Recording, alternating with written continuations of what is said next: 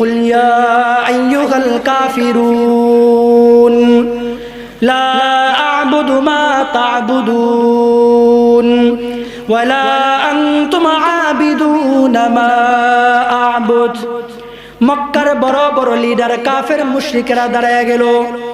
দাঁড়িয়ে গিয়ে আব্দুল্লাহর বেটা মুহাম্মদকে ডাক দিয়ে বলেন, ও আব্দুল্লাহর বেটা মুহাম্মদ, তুমি যেই এক আল্লাহর দাওয়াত আমাদেরকে দিচ্ছ, আমরা তো ওই এক আল্লাহর অনুসরণ করি না, আমরা তো লাত মানাতের পূজা করি।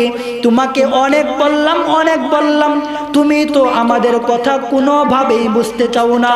ও আব্দুল্লাহর বেটা মুহাম্মদ, তাহলে চলো একটা কাজ করি। কাজটা কি?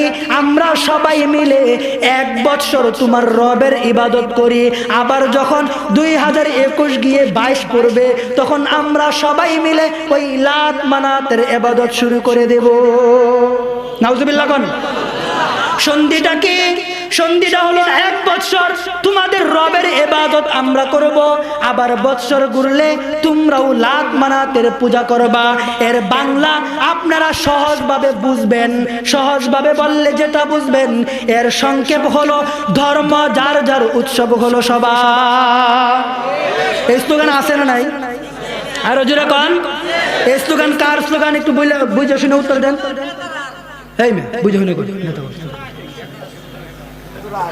হ্যাঁ, উত্তর কারো ঠিক হচ্ছে না। এই স্লোগান মক্কার কাফের মুশরিকদের। বুঝতেছেন কথা? বুঝতেছেন? উত্তর দেন না কিল্লাই? একটু জোরে জোরে উত্তর দিবেন। এই প্রস্তাব আব্দুল্লাহর বেটা মুহাম্মদ আপনার আর আমার নবীকে আজ থেকে 14.5 বছর আগে মক্কার কাফের মুশরিকরা দিয়েছিল। আজকেও সেই মক্কার কাফের মুশরিকদের কিছু অনুসারী বাংলাদেশে বসে বসে ধর্ম যার যার উৎসব সাজার স্লোগান দেয়। ওরা মুসলমান নয়, ওরা কাফের মুশরিকদের দালাল। এই স্লোগান কোন মুসলমানের হতে পারে না।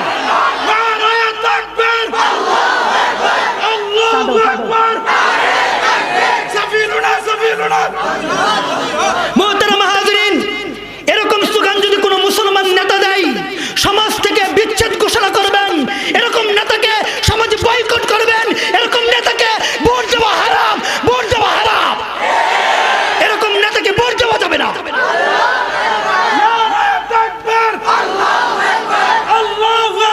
আমরা স্পষ্ট ভাষায় বলতে চাই, এটা বাংলাদেশ মুসলমানদের দেশ, 92% মুসলমানের দেশ। যেই নেতা ইসলামের কথা বলবে, ইসলামের পক্ষে থাকবে, আমরা ওই নেতার পক্ষে আছি। যে নেতা ইসলামের বিরুদ্ধে যাবে, আমরা ওর পক্ষে নাই, আমরা ওর পক্ষে নাই, আমরা ওর পক্ষে নাই। ঠিক আছে? শুধু পক্ষে নাই তাই নয়, এরকম ইসলাম দুশ্মনী কোন নেতা থাকলে সমাজ ঐক্যবদ্ধ হয়ে তাকে সমাজ থেকে বিতাড়িত করার সময় সামনে আসতেছে।